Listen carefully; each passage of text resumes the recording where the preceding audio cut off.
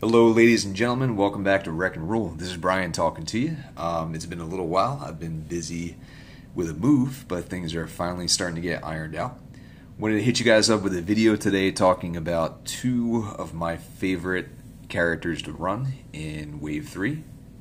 And those two characters, of course, are Run Amok and Runabout. Now, I like these guys so much. I've got about a dozen games under my belt between doing, we did like a preview live stream with our Origins box the week before Siege came out. Like these guys so much that I have gotten my hands on some toy versions. This here is Run Amok. He is an official Creon version, which was the Transformers brick toy building block type Lego sub-brand. I also created a Runabout and took the Viacon body and spray painted a helmet to kind of make them work. Now they don't have the actual head, like should be a kind of faceplate type head, mouth plate, however you say it, Optimus Prime type mouth, but Creon didn't always kind of work with those. On top of that, I liked them so much that I tracked down the TFCCC, the Transformers Collectors Club, exclusive Run Amok and Runabout. Got lucky and found them on eBay for a good price, and then on top of that, the seller accepted an offer that was even lower. So hey, we'll go with it. These guys are based on the Wheeljack/Trax mold, which I didn't necessarily like for either of those characters. It was a little bit too like short and squat, but I think it works really well for these two guys because they're two little, goons basically. Now, running these guys, they both come out to 10 stars each, leaving you with 5 stars left over. Kind of like the three possibilities that I had it narrowed down to were Drag Strip, Dead End, or Flame War. Spoiler, we'll be going with Flame War, so just to kind of get this out of the way, so I get the toys out of the way, made a little custom Flame War Creon. Not perfect, but also not too bad, all things considered. And then there is a toy, well, there are a few toys of Flame War, but the one that I would be trying to get to fit in with the scale of these two, they did a repaint of the Beast Hunters RC mold for BotCon into Flame War. Very expensive, so we're not going to buy that one, but I will be attempting at some point to repaint this into Flame War. We'll see how that goes. I've never done that for a Transformer. She also has a cool little like crossbow type thing that would fit with her art. We'll see if we get it oriented the same way. There we go. And we'll kind of see how that works out. But let's get into the team. Now, like I said, these guys are 10 stars. So I played them on the live stream. I also got lucky. The only real Transformers I've played in the past maybe week and a half, 2 weeks, was at our release event. And I was lucky enough to pull these two guys, so I ran them. And I think Stormcloud was the third character. My options for that third character were not great. But obviously constructed, we do have some choices here. So if we were to go with Drag Strip or Dead End, obviously we have another car. These guys are cars. We will be running Start Your Engines and Turbo Boosters. So we would kind of have some more targets for them. Drag Strip, the draw is great. It also is great that we don't necessarily ever have to flip Drag Strip. However, I'm not going to have enough orange to make this ability worthwhile. Pierce 1 is a little bit helpful, but not enough to really consider Drag Strip. On top of that, for both of these guys, that 7 health is not super attractive. With that said, if we were to think about Dead End, that tough one is good because our deck will be blue-based. And then the flip into bot mode to draw a card is also pretty cool. Also has ranged, and we could also look at Runabout, who's also ranged in both of those modes. Would allow us to take armed hovercraft, allow us to take marksmanship, but we're not going to go that route this time. So we'll be going with Flame War as our third character. By now you guys know what she does. The flip into motorcycle to get bold one is not really going to help us. We're going to keep her in bot mode and keep her there to give everybody tough one, which you guys know her, you love her, you know how it goes. Let's get her off the table for now. Let's talk about these two goons. So really, like, Runamuck could maybe work on his own as a character. Runabout really kind of doesn't. Runabout does basically need Runamuck to work out well. Runamuck does give you the draw a card, but there are other characters, if you're just looking to draw on flips, that will give you better options for that at a cheaper cost. And to be honest, probably with better attack stats. Let's talk about these two in comparison with each other. The basic idea is that when you flip one, you also flip the other one. So they start in car mode. When you flip Runamuck, you're going to draw a card. And then if you have Runabout on the battlefield, you also flip him from alt to bot mode. You only get the draw on the Runamuck flip. You don't get it on the Runabout flip. When you flip Runabout, you repair one from him. And if you have Runamuck on the field, you repair one from him, and then you flip him from bot into alt. So the idea is that flipping one is going to trigger the other one. It is important to note that you do get the heal when you do get that flip on both Runabout and Runamuck. I've seen some players locally who they forget that the heal affects him as well. Just kind of keep that in mind because it is important and it will add up over the course of a game, especially in blue. My decision to go blue is based on kind of just a theory or a notion I have in my head that blue is going to be better with healing because you'll get more out of it. When you run orange, you have that higher chance of just getting like plowed over with damage. I think that healing gets you more if you run a blue deck. Some other things to note. So both of them have 13 health and 2 defense in both modes. The attack stats do differ though. So Runabout would prefer to be attacking in his car mode because he's at 5. Runamuck is going to prefer to attack in bot mode because he's at 5 in bot mode. And then obviously Runabout is the inverse. He's at 4 attack in bot mode. Keywords, obviously, in alt mode, they're both cars. Runamuck is a specialist in both modes. Runabout is ranged in both modes. Now, we are not going to run any cards that trigger off of either of those, even though we do have Flame War, who is also a specialist. The reason why is the multi-tool, multi-mission gear, not really enough of a benefit to playing them to really consider. Even though we do have, here we've got some card draw so that we can kind of refill our hand by playing, if you play this card, you lose cards quickly. He would counter that, but the +1 attack or +1 defense is not really worth it when you look at other options. On top of that, we're not going to use Field Communicator just because we're going to have enough cards in our deck that we might not want to trigger if we see them at a bad time. So let's go from here. After we get done looking at the deck, we'll talk about some opening plays. But for now, let's take a look at the actual deck. Now, I guess maybe the concept behind the deck is going to be to kind of soak damage, block damage, and then kind of hit back with Pierce whenever possible. With that said, our first 3 cards are going to be 3 Handheld Blaster. The only reason that's in there is for the double blue pip.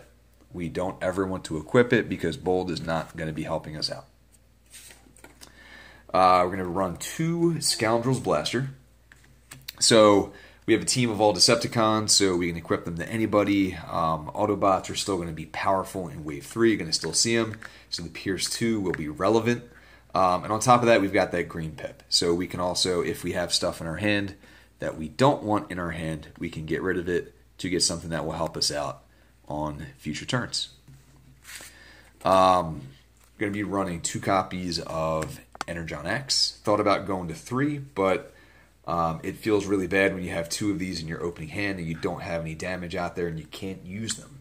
So with the axes, all 3 of our characters have some longevity. They should last and be able to soak up multiple attacks. So we should be able to get the +3 and get the Pierce 3. And hopefully get a couple of turns with that. Like especially with the Runabout, Runamuck untapping, hopefully get multiple attacks with an axe would be pretty sweet. We will also run 2 copies of Piercing Blaster, just kind of giving you that Pierce 3 can be helpful to make sure that if a character only has 3 left, you're going to definitely kill it when you attack it. It's also not too shabby if you equip it and you know you have that untapped card in your hand to assure that you'll push 6 damage through no matter what is also not bad over the course of 2 attacks. So, it's also a white pip, and as of right now, the white pips in this deck are fairly limited, so they will also help us to spike out some more defense. I'm going to run a single copy of Drill Arms for now, just to be able to knock off armor, and also to perhaps just kind of draw a card if we don't have anything useful in our hand, and if our opponent has no armor on the field. We're going to run 3 copies of Smoke Cloak. The main reason why is we're going to get that black pip. This is a wave 3 card. It only gives tough 1 as an armor. However, because we have Flame War out there, this is essentially going to give a character tough 2. Going to get 2 more flips, so it's not too shabby. But we basically are running these to be able to hopefully get some pierce when we are flipping these out as we attack. Running 2 copies of Reinforced Plating. Tough 2 is good. Tough 3 is even better with Flame War out there on the field. We're going to run 1 copy of Sparring Gear just to have a piece of armor that we can pull into our hand if needed. One of the few sources of orange as well, which can sometimes help us out if we are attacking. Another source of orange is Bashing Shield, a way to get some on-demand armor removal. And again, in the blue deck, that +1 defense that Bashing Shield gives you, which normally you see this a lot in an orange deck, and you kind of don't really care that much about that +1 defense. In a blue deck, that can make a significant difference. And then finally, for upgrades, I'm going to run 3 Turbo Boosters because we want to be able to untap, Runabout, and Run Amok, and this is one of the ways that we can do that. On top of that, the whole Runabout flipping into car mode, giving that heal, means that we don't feel as bad about having to equip it to him. Say if he starts here, you get the heal and you get to untap. So that also feels pretty good. Whereas sometimes with cars, this is not really what you prefer when compared to Start Your Engines. Speaking of which, we'll be running 3 copies of Start Your Engines. Also, it's kind of nice because we're going to have a decent amount of card draw with Run Amok getting that, you draw a card when you flip to bot mode and you'll be flipping back and forth quite a bit. You might be able to untap both if you've got that opportunity. And like we said already, if Runabout is in bot mode, flipping to car mode to get that heal also will make a difference. The only secret action that we'll be running will be 3 copies of Battlefield Report. Again, we want our guys to be pretty tanky, and this is essentially a defensive version of Incoming Transmission. You reveal it when a character defends. When one of your characters defends, you draw 2 cards, and then you get to stack your defensive flip. It's also helpful to draw a card. And on top of that, you know that this is a secret action that will basically always trigger. The only exception to that might be if your character only has 1 character left and it is a Micromaster and they decide to use the tap ability instead. But if they do, they're probably not making an optimal play. So again, just there to help us to survive a little bit longer. From here, the next series of action cards will basically all be either trying to do damage or trying to boost attack. So we're running 3 copies of Steady Shot for the same reason that we are running the Smoke Cloak. We want the Black Pip to push some extra pierce damage through. The +2 attack can also sometimes be relevant if you already have a weapon on him or her, or if you are playing against an orange deck and you know that they're not going to flip much blue or have much defense anyway. Runabout at 5 attack with a Scoundrel Blaster at 7, plus with this action here to be at 9 attack. Not too shabby. We've got 2 copies of One Shall Stand, just to kind of be able to definitely get 3 damage out there. It's helpful as an action because sometimes you can do that to kill off a character and then be able to attack an untapped character that your opponent thought was safe. On top of that, it can also help us to make Energon Axe active. And it's also helpful because basically, if you've got Runabout out there and you're able to then flip him, you're only doing 2 damage to one of your characters, and taking 2 damage to do 3 damage is a pretty good deal.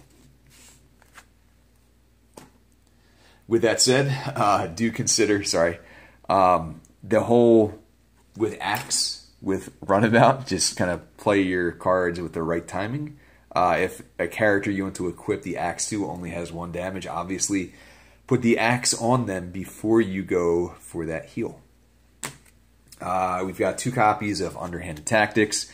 This is the blue version of DAP. It's blue version of Zap. Does 1 damage to a character, and then if you KO an enemy character, get to heal a Decepticon for 1. So again, not too shabby with some of the other healing shenanigans that we have. We're going to run 3 copies of Frag Toss, mostly because it is a white pip. So this again is a wave 3 card. The idea is that when you play it, your opponent chooses one of their characters and does damage to it. And if your starting team is only Decepticons, which our team is only Decepticons, then they do an additional damage to that character. It is basically an action version of the Nemesis Prime flip into truck ability. This is a little bit less useful early game, although obviously doing 2 damage is not trivial. It can be a little bit dangerous if your opponent has a weaponizer, because they're probably looking for ways to kill it anyway to be able to equip it to a different character. But with that said, this is really useful late game when they only have 1 character left, and at which point they have no choice. They have to put it on that character. We're running 3 copies. This could maybe change in the future, but for right now, we only have, if we didn't run these, we'd only have 2 white pips, which are the 2 piercing blasters. This will give us 5 total, which is still not quite as much as I would like, but we're running it to spike our defense. So maybe with all the tough that we can stack up. From here, I'm going to run 2 copies of Heavy Handed and 2 copies of The Bigger They Are. We have Flame War at 5, so The Bigger They Are will usually be live on her to get both of the effects, both the +2 and the Pierce 4. And then Runabout and Runamuck, Heavy Handed is going to help them against lower star cost characters, but they could also get The Bigger They Are against characters that are 11 stars and up, and we're going to see them out there. With that said, another thing that is a little bit tricky is that 5-star characters are common. Combiner teams, Flame War, RC, etc. Some Micromasters, the occasional Battlemaster. 10 stars is also really common. We've got Bumblebee, Trusted Lieutenant, we've got Grimlock, and we have a whole host of other 10-star characters that we're going to see play. So sometimes we're not going to be able to play these to the best of our ability, but that is okay. That's why there are sideboards, although I don't have a sideboard ready to talk about for today. Now, that does it with what is sleeved up, and that puts us at 40 cards.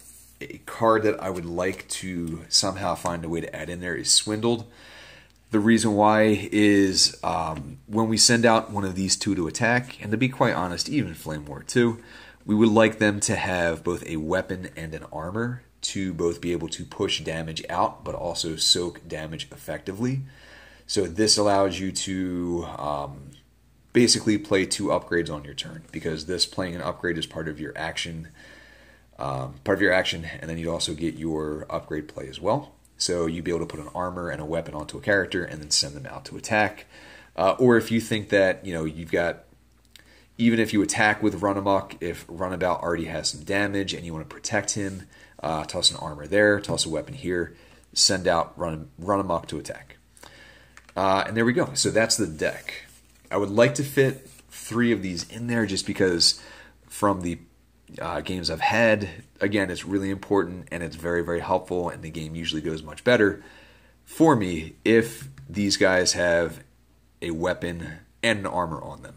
With that said, the orange pip is not optimal. We already have, I believe we're running 5 with the turbo boosters, the sparring gear, and the bashing shield. So maybe only 2 swindled, but I feel like the actions that we currently have are also really, really tight. The only ones that I would, think about taking out are Frag Toss, and those are white, and having the white pips are also important to the deck. So going to take some more testing to really iron that out. To kind of take a quick second to talk about opening plays. So if you are the first player, whether by your choice or by the other player's choice, generally you're going to want to flip Flame War to give everybody that native tough one. Now, if you are afraid of what you see across the table, if you know that it is an orange deck and you know that they could, quickly put out damage, you might want to send out Flame War first. She is surprisingly survivable because of her built-in tough, because of the blue deck. The only bad thing is that you have no ways in this deck of untapping Flame War. So if, there's a decent chance that you lose her early. However, if you can get multiple attacks with Run Amok and Runabout, like if you have some untapped cards in hand and you'll be able to play them, and you're pretty sure you could kill something that's dangerous, that might be an okay sacrifice that you can make. Another possibility is, again, flipping Flame War to get that native tough 1. You could send out Runabout because he does have that 5 attack. And then on top of that, your next turn, you will most likely flip Run Amok. You'll draw a card. You might luck into, of course, that would also flip him. You might get lucky and have start your engines, in which case you could play that as an action. You would heal 1. Your Run Amok would most likely be on damage at this point. You'd also flip him, and then you could untap Runabout and decide who to send back out there. So it does kind of give you some multiple options.